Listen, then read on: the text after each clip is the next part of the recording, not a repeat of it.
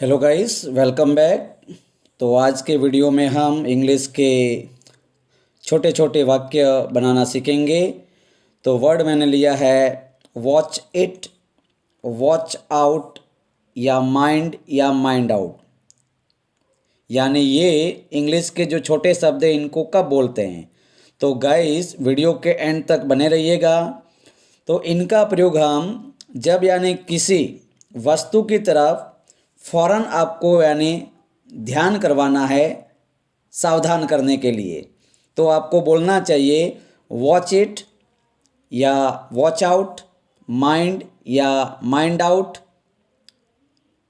अब देखिए यहाँ पर हिंदी का वर्ड है देखो, तो आप यहाँ पर बोल सकते हैं वॉच इट, वॉच इट, या फिर आप बोलो वॉच आउट या माइंड आउट। अब देखिए सेंटेंस को थोड़ा सा बढ़ा देता हूं मैं। देखो, देखो, वॉच आउट, वॉच आउट या माइंड आउट या माइंड या वॉच इट। तुम्हारे सामने गड्ढा है, तो क्या हो जाएगा there, there is a hole या पिट, और के सामने यानी आ जाएगा, इंग्लिश में बोलेंगे इन फ्रंट ऑफ यू। देखो, वॉच आउट, तुम्हारे सामने गड्ढा है। देयर इज अ हॉल या there is a pit in front of you. अगला सेंटेंस है, इस प्रकार के आते हैं। मुझे मालूम है तुम व्यस्त हो, मुझे नहीं लगता बारिश होगी। तो इस प्रकार के सेंटेंस को बोलना है, तो इसके लिए आपको देखो मुझे मालूम है, तो इसके लिए तो आप याद रखेंगे आई नो। देखिए आई नो, और आगे जो सेंटेंस है उसके अनुसार आई नो तुम व्यस्त हो, I know you you are busy, I know you are busy. मुझे मालूम है तुम व्यस्त हो, तो इसका हो जाएगा I know you are busy. जैसे आप बोल सकते हैं मुझे मालूम है यह सरल नहीं है, I know this is not easy.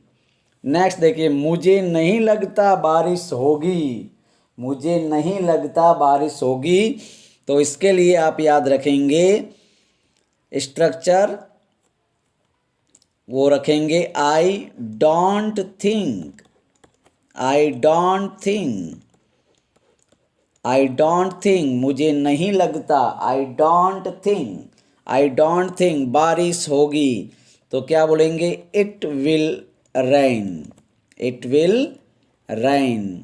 मुझे नहीं लगता बारिश होगी, I don't think it will rain. मुझे नहीं लगता रमेश यहाँ आएगा, तो क्या बोलेंगे don't I don't think Ramesh यहाँ आएगा, Ramesh will come here, come here. और एक और स्ट्रक्चर देखते हैं, और स्ट्रक्चर डू यू थिंक, ये अब आपको कब बोलना है, और डू यू थिंक बोल के आगे आपको जो भी सेंटेंस है वो सेंटेंस बनाना है। देखिए डू यू थिंक का मतलब होता है क्या तुम्हें लगता है, डू यू थिंक, क्या तुम्हें लगता है, डू यू थिंक कि राम आएगा, तो क्या लिखेंगे do you, do you think, that भी लगा सकते हो और नहीं भी, do you think Ram will, Ram will come, do you think Ram will come. और लास्ट देखिए, लास्ट है, क्या तुम्हें लगता है कि अंग्रेजी सरल है? तो क्या बोलेंगे गाइज? डू यू थिंक अंग्रेजी यानी इंग्लिश इज, देखो है आया है तो सिर्फ इज आ जाएगा। और सरल को क्या बोलते हैं? इसको बोलते हैं इजी। क्या बोलते हैं? इसको इंग्लिश में बोलेंगे easy. Do you think English is easy? क्या होगा हिंदी अनुवाद? क्या तुम्हें लगता है कि अंग्रेजी सरल है? वीडियो सेंटेंस है, यह लो तुम्हारी चाबी, यह रही तुम्हारी चाबी। इस प्रकार के गए सेंटेंस आपको बोलने हैं। तो इसका सेंटेंस आपको स्टार्ट करना है हियर, हियर इज। और अगर आपकी चीज़ यहाँ पे बहुवचन में है तो लगाएंगे आर। देखो, हियर इज तुम्हारी, योर चाबी यानी की, हियर इज योर की।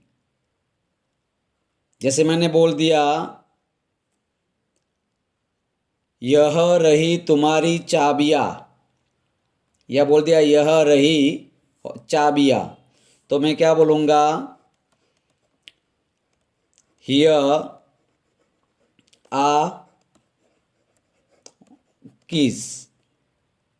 इसका अर्थ यानी क्या हो जाएगा? ये हो जाएगा यह रही चाबियाँ, यह रही चाबियाँ।